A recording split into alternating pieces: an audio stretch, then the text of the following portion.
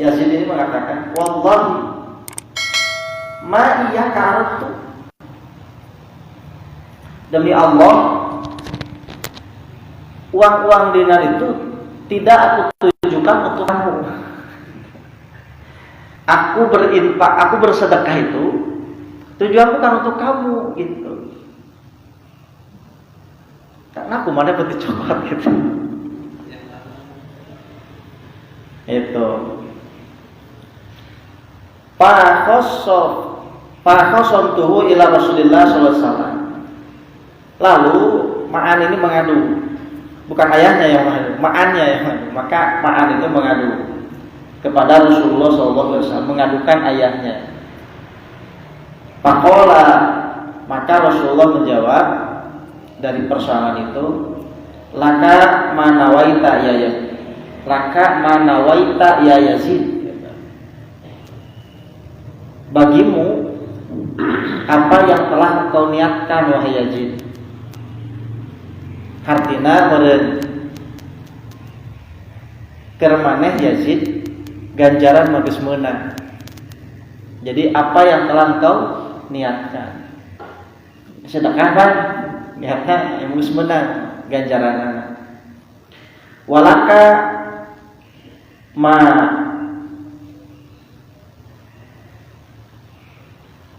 akhadta ya Ma'an.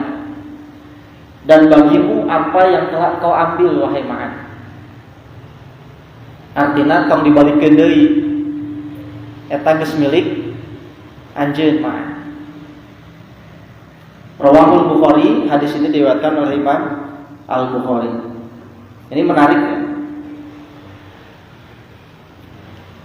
Kalau kita lihat atau kita perhatikan, maka pada hadis tersebut kita akan dapati dua hal. Akan kita dapati beberapa hal, bukan cuma dua, banyak hal. Yang pertama,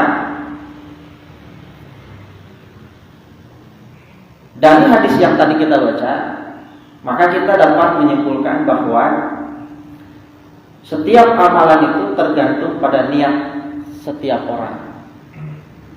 Sesuai dengan hadis yang pertama, yaitu pernyataan innamal a'malu binniyat. Sesungguhnya setiap amal itu tergantung kepada niatnya. Jadi jika seseorang telah meniatkan yang baik, ya pasti dia akan mendapatkan ganjarannya. Bujang-bujang pada melan anu ageng gitu nya. Sakedik oge bakal kengeng balasanana. Sesuai dengan firman Allah, "Faman ya'mal misqala dzarratin khairan yarah." Nah, walaupun Yazid itu tidak berniat bahwa yang mengambil uangnya itu adalah anaknya, tapi anu kajadian kalangnya budakna anu narima teh gitu. Dan itu tidak menggugurkan niat baik Yazid. Tetap niatnya itu dipandang sebagai amal soleh. Sok sanajan eta sedekah teh katarima ku budakna sorangan. Dan niatna pokona nu intina sedekah gitu. Teu ditujukeun ka saha-saha gitu. Kan ari kahayang Yazid mah anu narima teh lain budakna, ieu dah budakna anu narima teh. Diurang gitu kan. Siga zakat fitrah muter. Dan naon da kebagian gitu. Itu yang pertama. Jadi kembali lagi kepada dasar daripada hadis yang pertama, innamal a'malu binniyat. Bahwa setiap amal-amal itu tergantung kepada niatnya. Yang kedua, setiap orang akan diganjar atau akan diberikan pahala sesuai dengan yang ia niatkan, gitu. Maka Yazid itu dia akan mendapatkan pahala, gitu, balasan sesuai dengan yang sudah dia niatkan. Makanya kata-kata Rasulullah, malaka manawaita, gitu kan. Bagimu Yazid apa yang telah engkau niatkan. Ini sesuai dengan bunyi hadis yang pertama itu. Wa innama likulli imri'in ma nawa gitu. Makanya ulama itu membedakan yang kata innamal a'malu binniyat wa innamal likulli imri'in ma nawa. Imam An-Nawawi memaknai bahwa innamal a'malu binniyat itu penyebabnya, sementara wa innamal likulli imri'in ma nawa itu adalah akibat gitu. Jadi mau menyelisihi hasil gitu. Apa yang sudah kita, jadi ganjaran itu sesuai dengan apa yang kita niatkan. Mau salah gitu. Mau salah. Ya, meskipun tadi sedekahnya dia niatkan bukan untuk putranya, tetapi ketika kenyataan yang menerima bukan orang yang dia harapkan, malah ternyata anaknya sendiri, tetap saja nilainya tidak berubah gitu. Berdasarkan hadis ini kita juga bisa menyimpulkan beberapa kesimpulan hukum.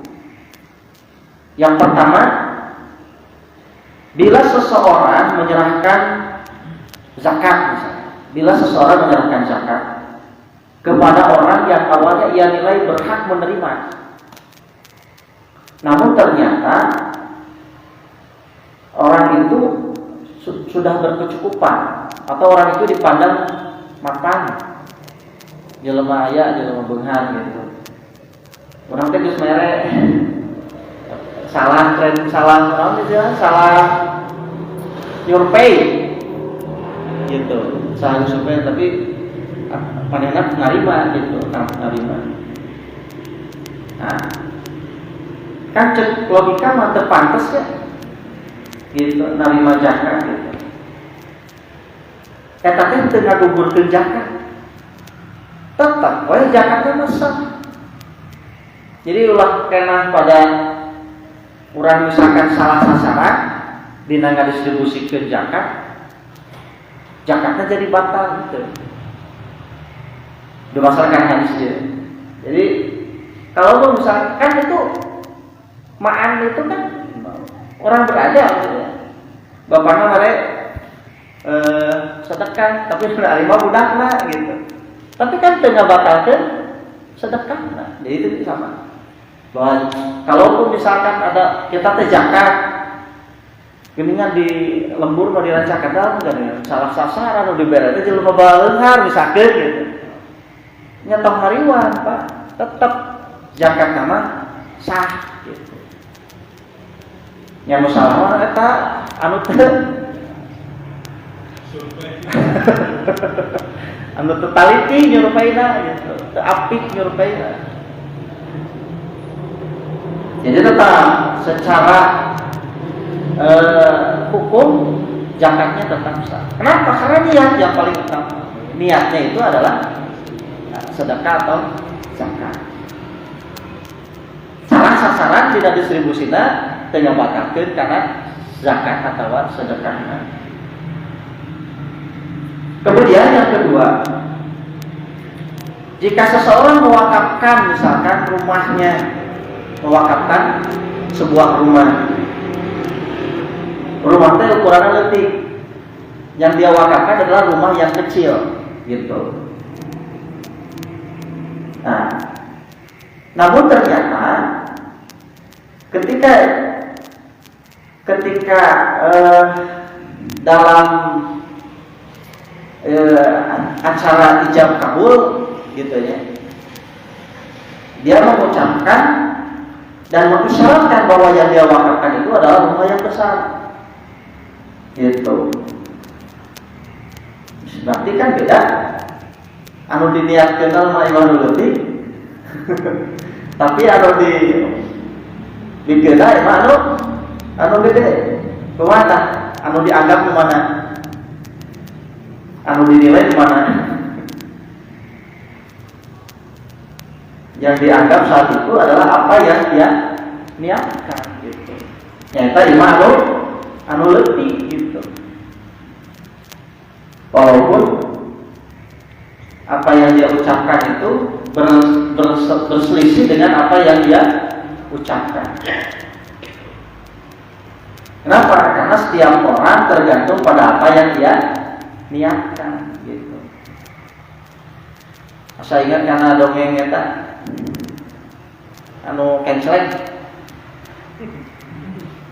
Nah, kenceleng kan itu ngenceleng-ngencelengna saberapa? 5.000, 10.000, ngencelengna 10.000. Anu noel ditukar kan gitu. Anu noel ditukar. Mungkin maksudnya ieu can duit 100.000. Wah, maksudnya disangkana bener dipitah ngasupkeun anu kenceleng, diasupkeun luar anu kenceleng. Pas diasupkeun anu kenceleng kita we Pak eta mah artos nu mah pamuran.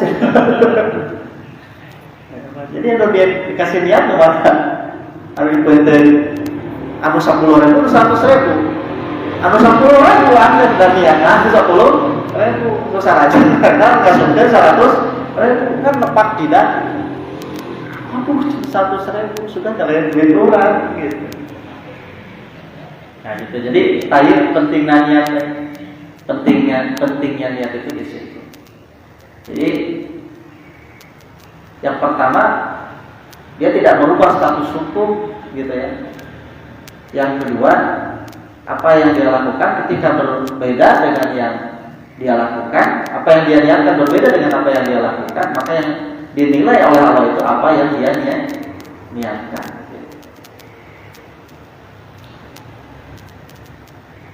Hadis ini jelas memotivasi kepada kita untuk bersedekah, gitu ya. Ketika kita berbicara tentang makna sedekah, tentu akan lebih luas sebetulnya. Dan sedekah teh dina kecap sedekahnya, sedekah teh kan dina kecap sedekah. Kita memahami sedekah itu macam-macam, tapi yang kita sering dengar daripada makna sedekah itu adalah benar. Makanya makna sedekah itu umum. Sedekah teh lain nganggo bentuk materi. Bisa berbagai bentuk, bisa beraneka ragam. Bahkan hadis mengungkapkan dalam Al-Qur'an juga ditegaskan kullu ma'rufin sedekah. Gitu kan? Setiap yang ma'ruf itu adalah sedekah. Setiap yang ma'ruf itu apa artinya? Ma'ruf itu kan dikenal. Gitu kan? Dikenal. Apa yang dikenali dari ma'ruf itu? Benar enggak gitu? Yang dikenal dari ma'ruf itu adalah benar. Semua orang mengetahui bahwa itu adalah baik, gitu, benar, dan tidak ada yang menolak kepada kebenaran itu. Bahkan hal yang terkecil sekalipun, yang kita anggap remeh, yang kita anggap sepele, senyum saja itu termasuk sedekah, gitu kan? Tabas tamuka li'akhika sedekah. Senyummu kepada saudaramu itu adalah sedekah. Itu kan sedekah juga. Bahkan setiap anggota tubuh itu bersedekah, gitu kan? Wajib bersedekah. Ya, di antaranya atuh sedekah. Urang ge salat teh sedekah. Salat oge sedekah. Banyak gitu. Jadi makna sedekah itu ternyata bukan hanya dalam bentuk material, tetapi lebih luas. Bisa mungkin intinya adalah segala kebaikan. Yang mencakup lebih luas lagi adalah kebermanfaatan. Ketika manusia dinilai kualitasnya itu adalah anfa'uhum linnas, yang paling bermanfaat gitu kepada manusia. Kemudian yang keempat, dari hadis itu bisa kita simpulkan bahwa boleh menyerahkan sedekah untuk anak. Merek sedekah ka budak. Dan hakikat namanya ketika kita memberikan hidup nafkah gitu kan kepada anak dan istri juga, itu adalah sedekah gitu kan. Tetapi tentu ini harus dibedakan. Karena kalau kaitan dengan nafkah itu bukan sedekah sunat tapi sedekah wajib eta mah. Da kudu eta mah kan sedekah wajib. Nah, kalau ini kaitannya dengan nafkah atau sedekah sunat gitu ya. Jadi lamun kuningali kana perkara dina hadis eta teunana urang sedekah ka budak gitu. Dengan syarat tidak menggugurkan kewajiban nafkahnya.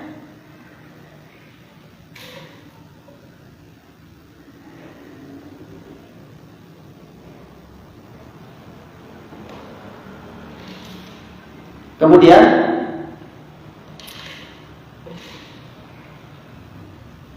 kita lihat yang kelima yang bisa kita ambil atau bisa kita simpulkan dari hadis yang di atas, bahwa sedekah yang dimaksudkan dalam hadis di atas itu adalah sedekah sunnah, gitu ya, sedekah sunnah yang tadi disebutkan, yang tadi dijelaskan, yang boleh kita serahkan kepada baik itu anak ataupun orang tua, gitu. Tapi ulah ngabatalkeun, jadi ulah kieu sedekah tapi dina raga non mayang nafkah anu wajib gitu. Eta beda deui gitu. Itu tidak dianggap sedekah, eta memang kewajiban gitu. Itu bukan lagi sedekah. Jadi sedekahnya dalam kaitan memang melihat kondisi dan situasi ketika misalkan anak kita sedang kesusahan, terlilit hutang gitu misalkan ya, sehingga gitu. Kita bantu, itu adalah sedekah gitu kan. Dan bukan kewajiban kita untuk misalkan membayar, tapi orang membantuan, itu kan sedekah. Seperti itu. Kemudian yang keenam, hadis ini juga menunjukkan bolehnya zakat atau sedekah diwakilkan penyerahannya kepada orang lain. Kasusnya tadi ketika misalkan Yazid itu menyerahkan uang dinarnya kepada atau dititipkan kepada laki yang ada di masjid gitu kan, pengurus masjid gitu kan, gitu. Nah, ini juga merupakan salah satu tradisi yang sudah berjalan. Ada yang disebut dengan amil gitu kan. Ada disebut dengan amil zakat. Si amil oge biasa ngajemput zakat sebetulnya. Kan di urang mah biasana muzaki ya, anu dongkap ke masjid. Kan gitu, dongkap ke masjid. Tapi bisa oge sebetulnya dijemput. Gitu. Ngajemput ke rumah-rumah. Itu boleh. Itu pernah terjadi dan pernah ada. Kemudian selanjutnya dari hadis itu juga kita bisa menyimpulkan bahwa ketika Ma'an mengadu kepada Rasulullah gitu kan, ketika ayahnya menghardik gitu dengan ucapan bahwa aku sedekah itu bukan untuk kamu gitu. Tapi kenapa kamu yang mendapatkan uang sedekah itu? Maka dari kasus itu ketika Rasulullah menyatakan bahwa bagimu Yazid apa yang kau niatkan dan Ma'an tetap bagimu apa yang kau miliki, apa yang telah kau ambil. Maka dari kasus ini ayat tidak boleh menarik kembali sedekah. Soksana aja sedekah teh lengkap tarima ku budak ulang kieu Pak kejadian anak kayak bisi kieu. Geus budak urang gitu. Ari maneh da lain keur maneh eta teh kecik ka dia teh dicopot deui ku babana teh. Nah itu dicopot deui. Teu kaci. Dibikeun we ka batur misalkan seperti itu. Atau misalkan mungkin bahasanya tidak seperti itu ya. Atau mungkin di dalam lingkungan keluarga bukan bukan ke mana ya teh sedekah teh. Terus dia sok mendingan bikinlah ka batur atau kumaha gitu. Mungkin memberikan saran seperti itu boleh-boleh saja, tapi dalam kasus ini justru Rasulullah menegaskan bahwa kalau itu sudah menjadi hak milik anak, itu tidak perlu diambil kembali. Dan itu tidak membatalkan, sekali lagi, tidak membatalkan niat baik dari orang tua. Jadi si bapak niatnya sedekah bakal menang ganjaran gitu. Ketika itu menjadi hak milik anak dari sedekah ya orang tua itu perlu diambil lagi meskipun itu salah sasaran gitu. Aduh salah sasaran sih kalau jelema nu baleung ngaruku dicokot aja gitu kurang. Tidak perlu gitu kan. Sudah. Itu sudah seperti itu. Kemudian yang terakhir, tidak termasuk berdosa seorang anak untuk mengadukan orang tuanya kalau dalam konteks kebenaran. Dalam konteks apa? Mengenalkan kebenaran. Ngadu ke hakim, tapi dalam konteks untuk mengenalkan kebenaran dan kebaikan. Ngadu ka jalmi anu langkung tahu, langkung terang gitu. Ketika Ma'an itu kan mengadukan kepada Rasulullah. Tapi maksud Ma'an yakin ya dia sahabat juga. Bukan dalam rangka mengadukan ayahnya supaya ayahnya mendapat hukuman, bukan seperti itu. Tapi dua-duanya baik Ma'an dan Yazid pergi bersama-sama mengadu kepada Rasulullah itu dalam rangka mencari kebenaran. Sebab dia kasus. Dan ini perlu diadukan kepada Rasulullah dan dicari jalan keluarnya seperti apa. Lamun cara kurang sedekah tapi nu narima budak kurang kumaha gitu. Nah, ternyata Rasulullah memberikan jawaban bahwa jawabannya adalah niat sedekahnya ayahnya itu tidak batal dan ganjarannya tidak putus, malah tetap mendapatkan ganjaran sebagaimana biasa. Sah sedekahna, sah zakatna, dan anak berhak menerima, mengambil kalau memang mendapatkan bagiannya.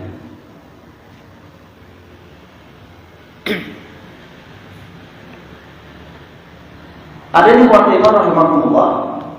Itu hadis yang kelima ya. Beberapa kesimpulan yang bisa kita pahami dari hadis tersebut. Nah, kemudian selanjutnya bagaimana bila kita mendapatkan pertanyaan, dan ini memang sering sekali terjadi atau ada muncul masalah gitu, seputar kalau tadi orang tua yang sedekah kepada anaknya tidak ada masalah, sudah jelas. Sekarang bagaimana kalau anak yang sedekah kepada orang tuanya? Ada masalah. Tapi bagaimana kalau anak sedekah atas nama orang tua ini yang sudah mati? Gitu. Bagaimana jika anak niat bersedekah tapi atas nama orang tua yang sudah meninggal? Kalau sodako kakolot tidak nama sarua, segala kolot sodako kabudak. Yang tuh pantas saya udah sodako kan orang tua, barangkali wajar. Tapi kalau misalkan yang sering muncul itu adalah contoh kasus misalkan wakaf, Ustaz pada wakaf, ngirim wakaf Quran 5, tapi atas nama almarhum kumaha tah?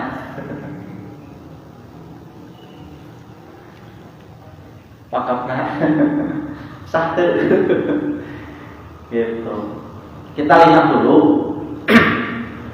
Yang pertama Al-Quran. Karena bagaimanapun juga ketika kita menemukan permasalahan, yang harus jadi acuan untuk jawaban permasalahan itu adalah satu Al-Quran, yang kedua hadis. Yang pertama Al-Quran. Kita lihat dalam Al-Quran surat An-Najm, surat ke-53 ayat 39. Allah berfirman, A'udzubillahi minasyaitonirrajim. Wa alaysa lil insani illa ma sa'a. Sekali lagi. Wa alaysa lil insani illa ma sa'a. Bahwa manusia hanya memperoleh apa yang telah diusahakannya. Artinya apa? Bahwa manusia itu tidak akan memperoleh balasan kecuali dari apa yang sudah dia usahakan sendiri. Jadi ringkas nama teu aya oper pahala. Teu aya oper pahala. Saya membacakan surat Yasin untuk si mayit misalkan pahalanya. Bisa tidak? Keterima tidak? Nah itu maksudnya tidak bisa. Kalau melihat keumuman dari firman Allah, wa laisa lil insani illa ma sa'a, bahwa manusia hanya memperoleh apa yang ia usahakan. Jadi amalan masing-masing. Tapi belum selesai. Kesimpulannya belum beres karena baru ini kan ayat yang sifatnya umum. Kita lihat bagaimana tafsirannya dari ayat itu. Imam Al-Hafidz Ibnu Katsir dalam menafsirkan ayat yang di atas, ia mengatakan bahwa sebagaimana dosa, ya, seperti dosa seseorang itu tidak dapat dipindahkan kepada yang lain. Dosa si A pindahkan ke si B, itu. Ini menurut Ibnu Katsir memahami wa alaysa lil insani illa ma sa'a. Jadi masing-masing, ayat dosa turunan ayat sebenarnya. Dosa turunan Nabi Adam, dosa terus apa itu?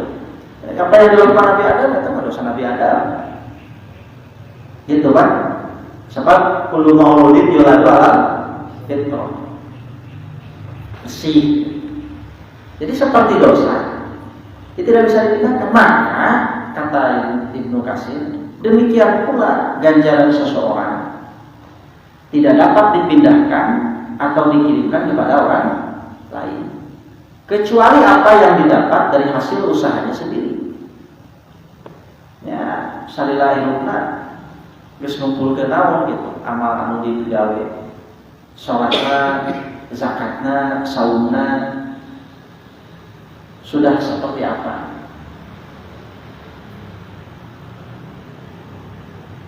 Dari ayat ini kemudian Imam Asy-Syafi'i dan juga para ulama yang mengikuti beliau mengambil istinbat hukum, mengambil dalil bahwa mengirimkan pahala bacaan Al-Quran itu tidak akan sampai kepada si mayit. Karena apa? Lantaran eta lain pegawaian anak gitu, pegawaian batur, lain usaha sendiri tapi usaha orang lain. Tapi baca Quran terus ada memproklamasikan bahwa ini bacaan ini pahalanya untuk si mayit gitu. Dimuruhkeun. Imam Asy-Syafi'i itu dan para ulama sebenarnya Ibnu Katsir juga tidak sampai kalau model yang seperti itu. Tapi ini tadi kasusnya beda. Ini adalah kaitannya dengan sedekah. Kumaha gitu. Kan beda berarti pas sedekah budak, ya, sedekah anak. Sedekah anak untuk orang tua yang sudah meninggal. Karena nanti ada beberapa hadis yang menunjukkan bahwa itu boleh. Tapi kita jangan terlalu lurus atau terlalu polos gitu memahaminya. Orang pahami dulu. Kita munculkan dulu hadis Rasulullah SAW tentang anaknya jasa orang tua. Ya, di sini. Ya, Rasulullah SAW bersabda, "Inna atyaba ma akala rajulu min kasbihi." Sesungguhnya sebaik-baik apa yang dimakan itu adalah dari hasil kasabnya sendiri. Jadi lain menang mis, lain menang kasab batur, tapi menang kasabnya sorangan. Nah, tapi dilanjut di situ, wa inna waladahu min kasbihi. Dan sesungguhnya anaknya adalah hasil kasabnya. Jadi budak-budak teh kasab bukan? Ini menarik. Saya lagi ya. Sesungguhnya sebaik-baik apa yang dimakan oleh seseorang itu adalah dari hasil kasabnya sendiri. Dan sesungguhnya anaknya itu adalah hasil dari kasabnya sendiri. Jadi budak-budak teh kasab orang. Kemudian kita kaitkan dengan pertanyaan tadi, bolehkah si anak bersedekah atas nama orang tuanya? Kita lihat tadi yang pertama, ayatul hadis. Banyak sebetulnya, cuma saya munculkan 3 hadis. Yang pertama dari Aisyah. Aisyah mengatakan, anna rajulan, bahwa ada seorang laki-laki, qala, dia berkata, lin Nabi sallallahu alaihi wasallam, maksudnya makanya, inna ummi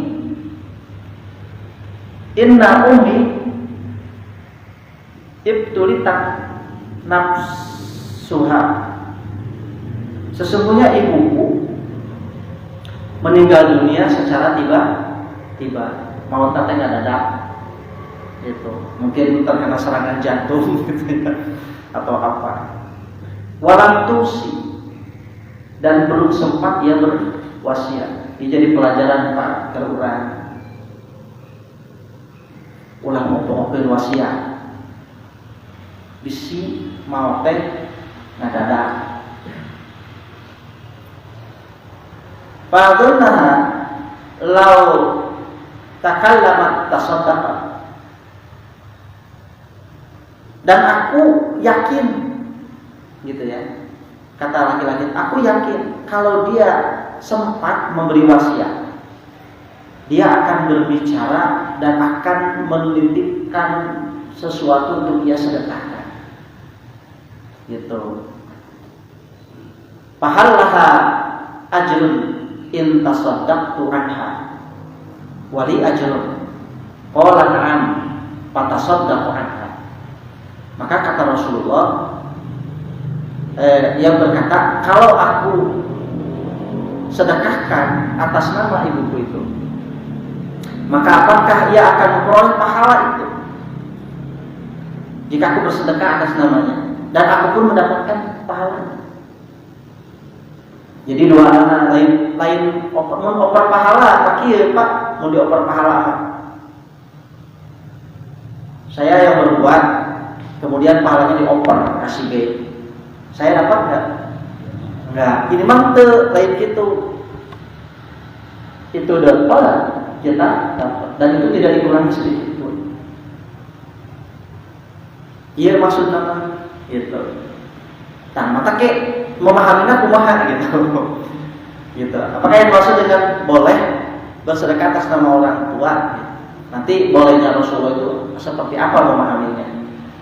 Maka kata Rasulullah, ya bersedekahlah untuknya. Itu yang pertama. Kemudian yang kedua, itu hadis saya kutip dari Sahih Bukhari, kemudian juga dari Sahih Muslim. Dalam Imam Sunan, dalam Musnad Imam Ahmad juga ada, ya. Dalam An-Nasai juga ada, Ibnu Majah ada. Kemudian yang kedua dari Ibnu Abbas.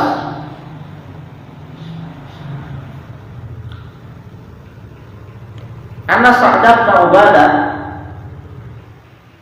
akhu Bani Sa'idah tuwfiya ummuhu wa huwa ghaibun anha. Faqala ya Rasulullah, inna ummi tuwfiya wa ana ghaibun anha fahal yanfa'uha in tasaddaqtu bi syai'in anha. Qala na'am. Qala fa inni ashhiduka anna ha'ital mihrabi shadaqatun 'alaiha. Ini dari Sa'ad bin Ubadah, bahwa Sa'ad bin Ubadah saudara Bani Sa'idah ditinggal mati oleh ibunya, sedangkan dia tidak berada bersamanya. Maksudnya ketika ibunya wafat, dia tidak bersama ibunya. Makanya bertanya kepada Rasulullah, sesungguhnya ibuku meninggal dunia dan aku sedang tidak ada bersamanya. Apakah bermanfaat bagiku apabila aku menyedekahkan sesuatu atas namanya? Maka Rasulullah menjawab, ya. Dia berkata, sesungguhnya aku menjadikan kau saksi bahwa kebunku yang berbuah itu menjadi sedekah atas nama ibuku. Eta berarti wakaf. Ya, wakaf kebon.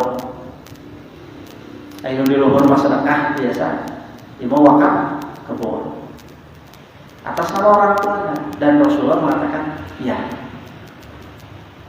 Yang ketiga dari Abu Hurairah, bahwa ada seorang laki-laki bertanya lagi kepada Nabi SAW. Inna abi kalimah indungna ibu bapakna. Inna abi mata wa taraka malan walam yusi fahal yukaffiru anhu an atasaddaqu anhu. Qala na'am.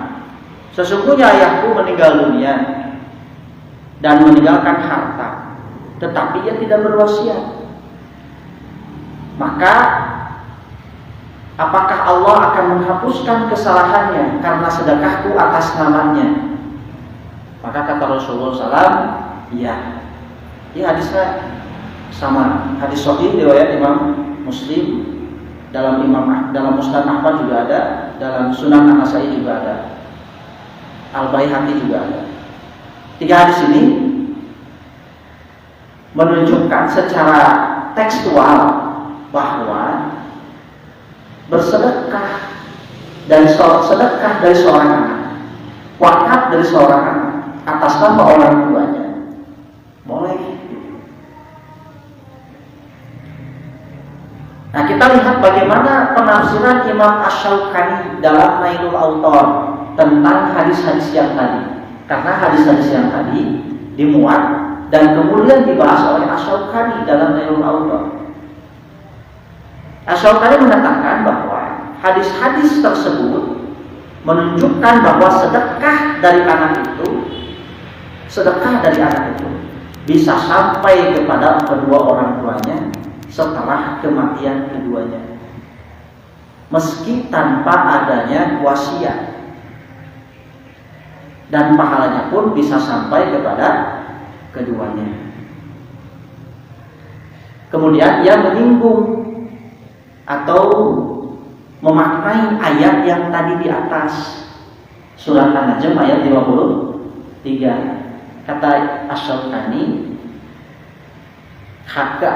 hadis-hadis di atas itu sebagai taksis, sebagai pengkhusus. Kan ayat tadi teh umum, gitu kan? Wa alaisa lil insani illa ma sa'a, itu umum. Nah, kemudian muncul hadis-hadis tadi dan itu sebagai taksis, pengkhususan. Kuduna malam daya istilah oper pahala, daya memang daya, dan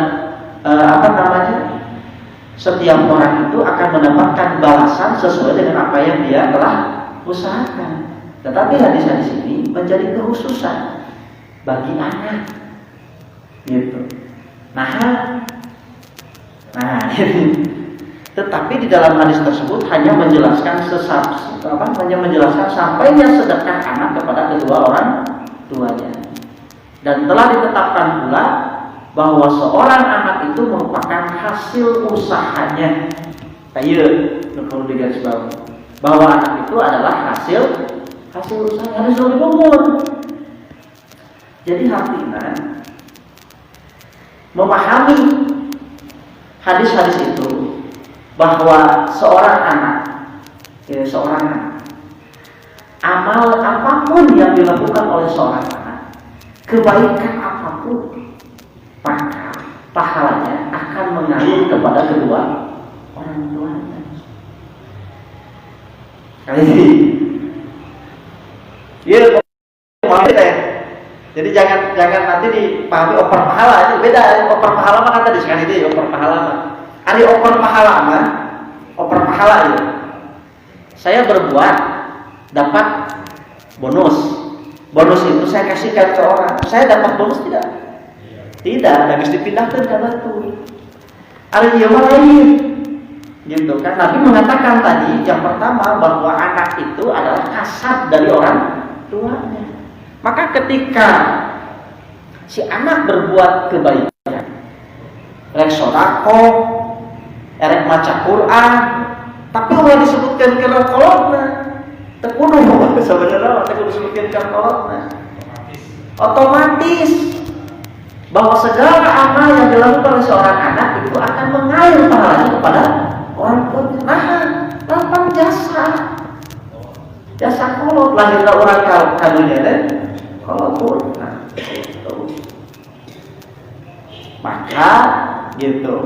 Apa yang disebutkan oleh tadi Asy-Syaukani itu jangan salah memahami tadi, bising salah memahami. Kebanyakan ketika misalkan tentang Umar bin Hasanah ya kan ayat di dalam. Tapi kan lain itu maksudnya. Nah ini pun sama bahwa ketika misalkan Imam Asy-Syaukani mengatakan bahwa ayat di atas ditaksis dengan hadis-hadis yang tadi. Tetapi maknanya tadi Imam Asy-Syaukani menekankan bahwa karena sudah ditetapkan bagi orang tua bahwa anak itu adalah kasab dari orang tuanya. Kata sudah dikadinya bahwa ketika ada misalkan seorang anak abdi bade sedekah, abdi bade wakaf atas nama tong dicarekeun bisa terjadi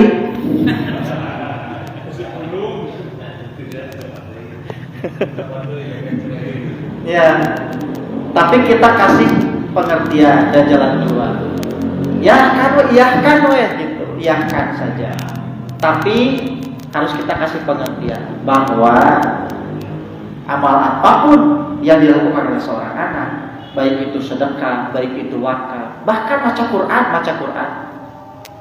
Tapi lain artinya pindah pahala, lain oper pahala. Tapi hakikatnya ketika dia mendapatkan ganjaran dari kebaikannya, maka otomatis orang tuanya pun akan teraliri oleh ganjaran sabab eta teh bagian tina tilu perkara anu jadian teh gitu kan. Idza mata ibnu adam in qata'a amaluhu, ketika anak ada mati maka terputus seluruh kecuali tiga. Nu kahiji sedekah jariyah, nu kadua ilmu bermanfaat, yang ketiga waladun saleh.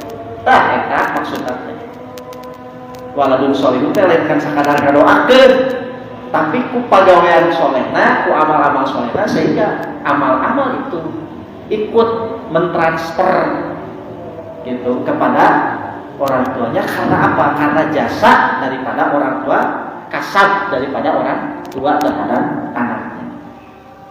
Bisa gitu bangetnya. Anu kapiatu mudah-mudahan ini bisa menjadi jalan ilmu Nabi ada kita semua dan bisa beramal secara tepat dan benar. Aku lu qauli hadza wa astaghfirullah li wa lakum. Assalamualaikum warahmatullahi wabarakatuh.